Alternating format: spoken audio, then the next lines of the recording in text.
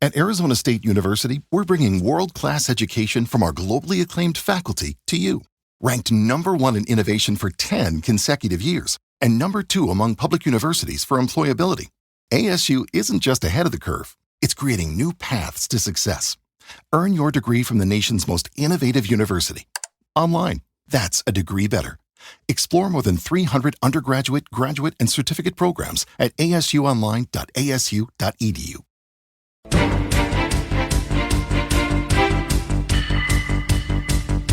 Mañanas en Libertad, con Luis del Pino.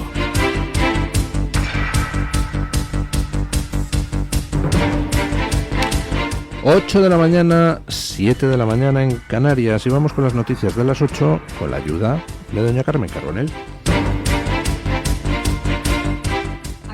La información a esta hora de la mañana contándoles que el exjefe del Consorcio Provincial de Bomberos de Valencia, José Miguel Baset, ha asegurado en su comparecencia ante la Diputación que la alerta a la población durante la riada del 29 de octubre no se retrasó por la ausencia del presidente de la Generalidad Valenciana, de Carlos Mazón, ya que este no tenía responsabilidad alguna en el plan de emergencias. Baset es el primer técnico en hablar públicamente sobre la gestión del desastre y confirmó que la decisión de activar el sistema de alertas se tomó cuando la Confederación Hidrográfica del Júcar advirtió del posible colapso de la presa de Forata y no por el desastre en el Barranco del Pollo, donde más tarde se concentraron las víctimas mortales.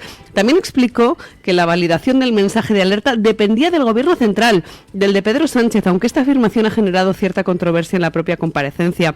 En cualquier caso, José Miguel Baset defendió la actuación de los bomberos, asegurando que se realizaron inspecciones en el Barranco del Pollo y en el río Magro, pero que en esos momentos no se detectó el peligro inminente. Afirmó que la dana fue inabarcable y que su magnitud no se comprendió hasta el día siguiente, cuando se vio el desastre. Su testimonio, por tanto, avala la versión oficial de la Generalidad Valenciana, que niega negligencias en la gestión de la emergencia, aunque sigue sin aclararse por qué se tardó tanto en emitir la alerta. Bueno, pues el testimonio del ex jefe de bomberos es muy interesante porque, primero, desmiente el argumentario de PSOE y Compromís de ¿por qué no estaba Mazón en el CECOPI? Pues resulta que no tiene obligación de estar. Segundo, dice que el mensaje, el famoso SMS de alerta, solo se emitió cuando desde la Confederación del Júcar les dijeron que iban a desembalsar el agua de la presa de Forata. En el momento en que les dijeron eso, que implicaba aluvión de agua para abajo, pues entonces lanzaron el mensaje. Tercero, dice que nadie les informó del Barranco del Pollo, que fue donde se montó el pollo gordo. Y cuarto, dice que ese mensaje se lanzó, el SMS de alerta, después de que diera el ok Madrid, Sánchez, porque era al gobierno de Madrid al que le correspondía autorizar o no ese mensaje. Luego entonces, ese mensaje salió cuando quiso Sánchez, y solo después de que la Confederación Hidrográfica del Júcar, que había estado mandando mensajes de que no era para tanto el asunto y que sobre el pollo no informó de que ahí se estaba montando lo que no está en los escritos, el mensaje no salió hasta que desde la Confederación se da la alerta ya tardísimo y en el gobierno de España dan el ok al mensaje. Vaya. Entonces la pregunta, a ver si no va a ser dónde estaba Mazón aquel día, sino dónde estaba Sánchez. Pues si no me equivoco estaba en la India. ¿Dónde? En la India, yo qué sé, estaba en contacto con el CECOPI, estaba al pie del cañón, dado que al final tenía que ser su gobierno quien autorizara el avisar a la población.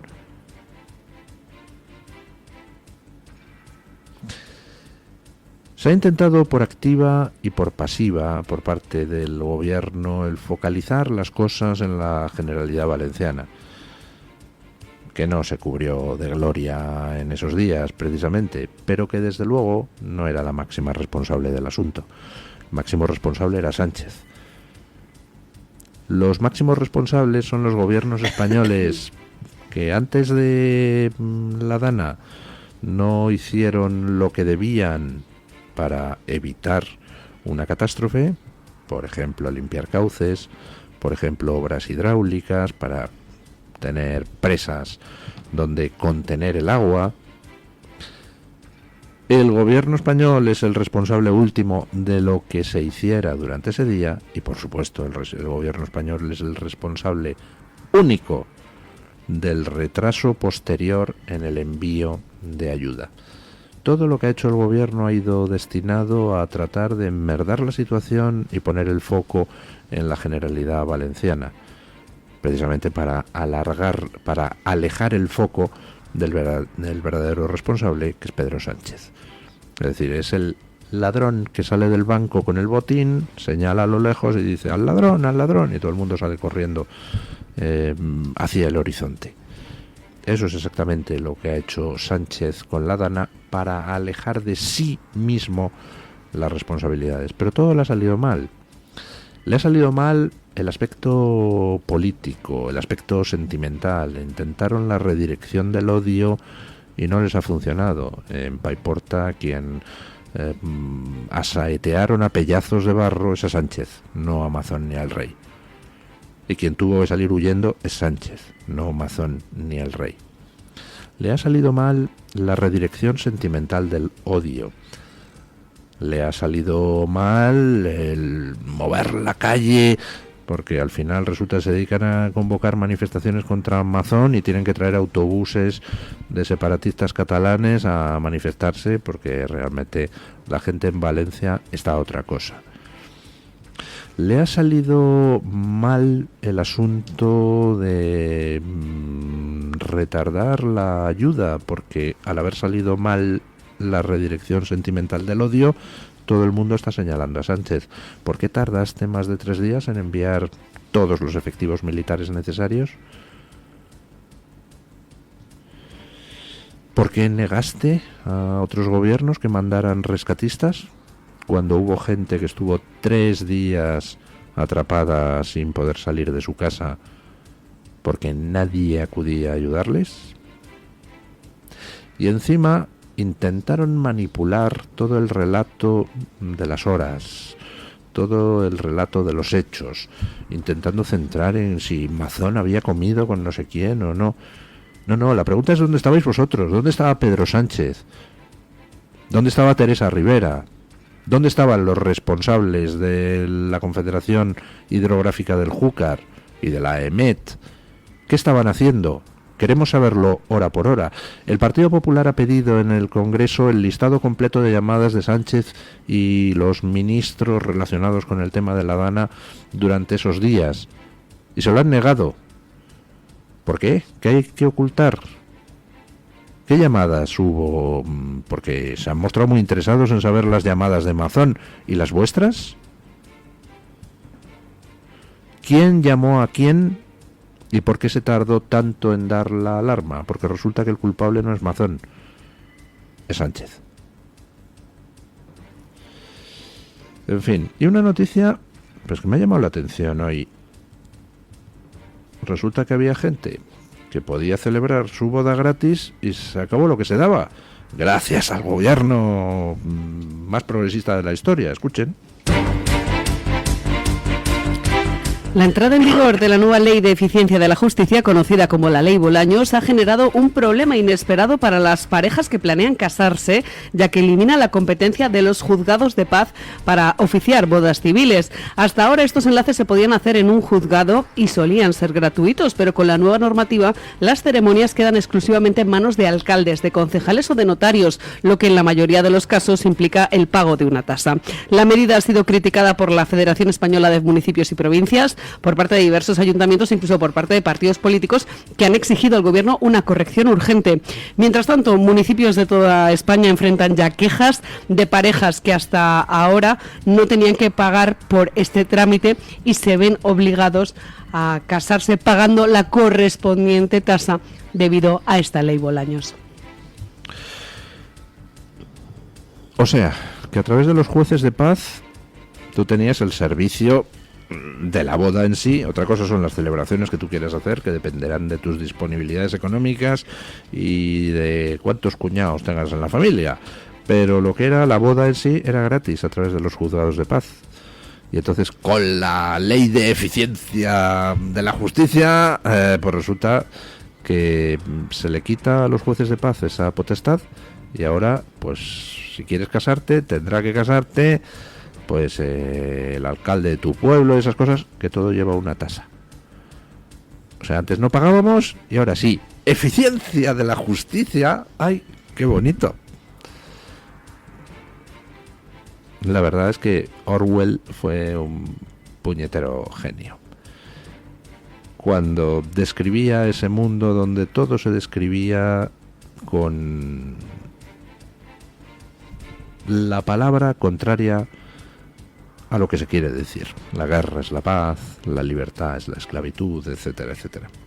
Aquí, la eficiencia de la justicia consiste en que antes te podías casar gratis y ahora tienes que pagar. Está muy bien, hombre. Bolaños, apúntate 2. Qué tío.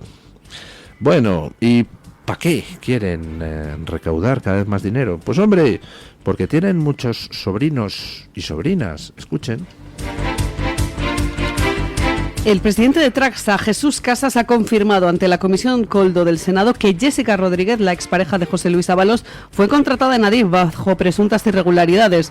En su declaración, Jesús Casas se ha mostrado indignado por este asunto, con el que dice que se daña la reputación de la administración pública y de los propios funcionarios, los que sí que desempeñan correctamente su trabajo. Además, preguntado en la comisión, ha reconocido que llegó un punto en el que la propia Jessica era conocida internamente como la sobrina del ministro. Y esto, si se confirma que este hecho es real, esto es lamentable.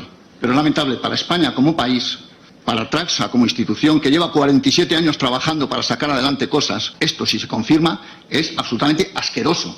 Es verdad que en algunas justificaciones o relaciones de trabajo aparece Jessica nominada como la sobrina del ministro. ¿Lo ha visto usted?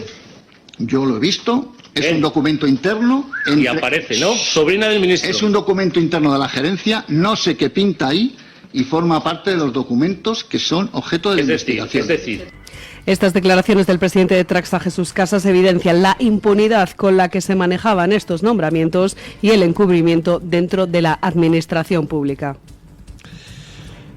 Bueno, pues el presidente de Traxa, quitándose de en medio, diciendo que él no tiene nada que ver con eso y que además le parece asqueroso. Y informan los medios hoy de que, bueno, pues hay algunos emails y contratos que demuestran que al final la sobrina de Ábalos dependía de Adif, con lo cual pues no dejan muy bien a la presidenta de Adif entonces, Pardo de Vera, que había negado ella tener nada que ver en el asunto de la contratación de Jessica, vamos, del enchufe de Jessica. Muy bonito lo de la sobrina de Ábalos. Esto de los eufemismos, pues es bastante extendido y tiene una larga historia. En concreto, esto de los sobrinos, pues se utiliza desde tiempo inmemorial para encubrir a las amantes y los amantes. Creo que era Miguel Miura en su obra Tres sombreros de copa el que me contaba, el que había incluido ese tipo de anécdota de: hombre, Pepe, aquí, ¿qué haces con esta señorita tan guapa? No, te presento a mi sobrina. Dice: no, si ya la conozco, fue sobrina mía también una temporada. Bueno, no está mal que se refirieran a la pareja de Ábalos como la sobrina de Ábalos, sugar daddy y tal. Es todo muy cutre, porque al menos antaño, en el siglo XIX, primeros del XX, pues hombre, la figura esa del conde de turno que tiene su amante su sobrina, y que la coloca y tal, por lo menos se gastaba la pasta y le ponía una butica a la niña. Pero aquí Ábalos se gasta la pasta nuestra. Aquí ser progre consiste en tener los mismos vicios que ha tenido la clase pudiente toda la vida, pero pagados con dinero ajeno. Colocas a tu churri pues de ministra, de empleada en Traxa, con comisiones de obra pública le pagas un pisito, un ático en una zona de Madrid, pues en fin, no demasiado lejana a Ferraz, por si acaso tienes una urgencia y ese tipo de cosas. Y encima dice el presidente de Traxa que Adif les presionaba para que no atosigaran con trabajo a Jessica, pero si dice Jessica ante el juez que jamás dio un palo al agua y que no la pidieron nunca a trabajar, o eso era en Ineco, ya me pierdo. Es que como la contrataban sucesivamente en distintos sitios, en Traxa sí la hacían trabajar, y entonces como en la otra no le hacían trabajar, en esta le debieron de decir algo, y entonces Adif le dice a Traxa: oye, no la tosigáis por el amor del cielo, que le habéis mandado a hacer un Excel o algo por el estilo. Esto del Excel lo estoy añadiendo yo como morcilla. Pues se le pone cara preocupante a Isabel Pardo de Vera, se llama, ¿no? La expresidenta de Adif. Es que me confundo con las Pardo de Veras. Por cierto, Pardo de Vera es un solo apellido. Pero luego todos estos van hablando de que si los ricos y no sé qué, bueno, en fin, no todos tenemos estos apellidos rimbombantes. Pero el caso, que se le está poniendo cara de imputable a Isabel Pardo de Vera, porque claro, si resulta que Ábalos coloca a su sobrina en Traxa, además con al amparo de un contrato que Traxa tenía por externalización de servicios con Adif, resulta que Traxa facturaba a Adif, pero por otro lado no le hacía hacer nada a Jessica, es decir, facturaba a Adif por un trabajo que no existía. Pues aquí a mucha gente se le pone cara de imputable, y a la presidenta de Adif, que negaba tener nada que ver con el asunto, pues hombre, si desde Adif se instó a Traxa a que no atosigaran a la pobre Jessica mientras Traxa estaba facturando horas de Jessica a Adif, pues yo diría que eso es un delito de malversación de caudales públicos, ¿no? Pero vamos, no lo sé, porque no entiendo tampoco mucho de derecho. Bueno, y la muerte de los 2 bomberos ayer en Alcorcón no es el único suceso luctuoso que hemos vivido en estos últimos días. Ya saben ustedes que han muerto 5 mineros en una explosión de grisú en una explotación de carbón en Asturias. Resulta que la explotación era irregular, y resulta que se avisó al Principado de Asturias nada menos que en 2023, hace más de un año, casi año y medio. Se avisó de que estaba ahí una explotación irregular y no se hizo nada. Escuchen. Terminamos el repaso a las noticias contándoles una información que se acaba de conocer respecto a la mina de Cerredo en Asturias, en la que recientemente han fallecido 5 mineros. Al parecer, ya en octubre de 2023, la Dirección de Minas tuvo constancia de una denuncia sobre posibles trabajos ilegales en esa mina de Cerredo. La denuncia incluía imágenes y vídeos que mostraban una nueva explotación sin medidas de seguridad. El denunciante era un vecino de la localidad de Degaña que solicitaba información sobre si la empresa contaba con los permisos adecuados y si las autoridades eran conscientes de esos riesgos. Sin embargo, no consta una respuesta oficial sobre si se tomaron medidas.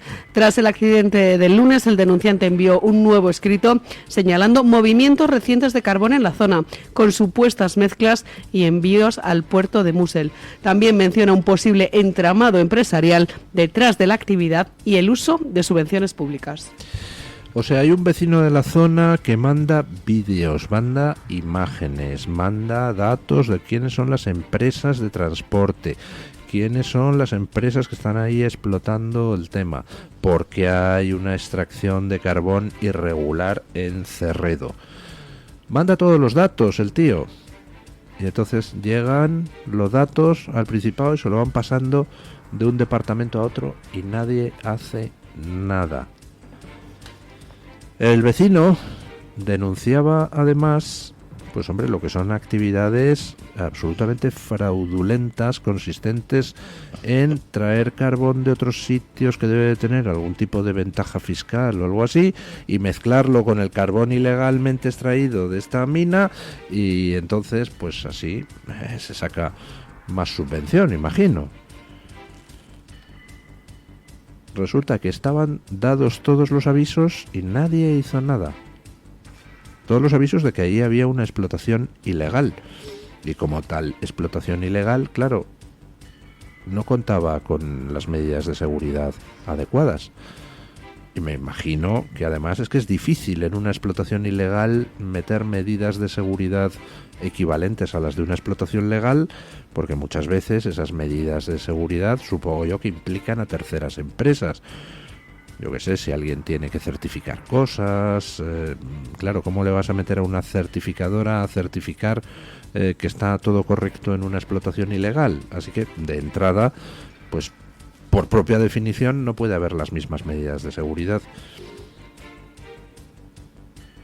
Imagino que las familias de los mineros intentarán excitar el celo judicial contra los responsables de esta explotación ilegal, que al final, pues con sus actividades han provocado la muerte de 5 mineros. Y me imagino que las familias de los mineros fallecidos pedirán explicaciones sobre por qué, habiéndose avisado de la existencia de esta explotación ilegal, el gobierno del Principado no tomó ningún tipo de medida. Por cierto, ¿dónde están los sindicatos? Los sindicatos supuestamente defensores de la causa progresista. Ah, perdón, que es que el Principado está gobernado por el Partido Socialista. Vaya. Qué follón, claro, ¿cómo hacemos para protestar contra el Partido Socialista? Resulta que ahí no podemos desviar el odio hacia nadie, ¿verdad? Ahí no es como en La Habana, donde podemos intentar hacer trampas y desviarlo hacia Amazon. No, aquí resulta que el gobierno autonómico está presidido también por un socialista. Me pregunto quiénes están detrás de estas empresas implicadas en la extracción irregular de carbón. No sé, pero bueno, lo sabremos. Vamos a ver qué conexiones aparecen por ahí. ¿Por qué estaba operando, a pesar de las denuncias, esta empresa ilegalmente? Bueno, vamos con doña Diane Hernández para que nos cuente qué trae hoy Voz Media en portada. Buenos días, doña Diane. ¿Qué tal, amigos de Mañanas en Libertad? Desde Voz.us le traemos algunas de las últimas noticias destacadas de Estados Unidos que pueden ampliar en nuestra página web. Comenzamos informando que la secretaria del Departamento de Trabajo anunció que su oficina devolverá más de $1.000 millones en fondos no utilizados de la era COVID a los contribuyentes estadounidenses. La noticia sale a la luz en medio de un centenar de acciones de la administración Trump para que el Departamento de Eficiencia del gobierno reduzca el desperdicio, el fraude y el abuso en el gobierno federal. Por otra parte, el sector privado sigue impulsando la creación de nuevos puestos de trabajo. Una encuesta mensual de una conocida firma mostró que las empresas privadas crearon más empleos de lo previsto en marzo. El pasado mes se crearon 155.000 puestos de trabajo en el sector privado, por encima de los 120.000 estimados por los analistas. También fue noticia que Amazon lanzó una oferta contrarreloj para adquirir TikTok, según reveló The New York Times esta jornada. La propuesta se conoce tan solo 3 días antes de que la red social china quede prohibida en todo el territorio nacional si no cambia de dueño. En la misma jornada se supo que un juez federal desestimó el miércoles los cargos por corrupción contra el alcalde de Nueva York, Eric Adams. Esto es todo por hoy. Les invito a ampliar esta y otras informaciones a través de nuestra página web voz.us, también en nuestra aplicación y por supuesto en nuestras redes sociales. Muchísimas gracias, doña Diane. At Arizona State University, we've made online education better, smarter, and more personalized so you can go further in your aspiring field. I decided to pursue medicine once I realized that ASU did have the online program for biological sciences. You're still required to learn the same curriculum. You're still being tested on the same content that anyone would be tested on in person. The comprehensiveness of the program prepared me so well for medical school. Explore over 300 programs at asuonline.asu.edu.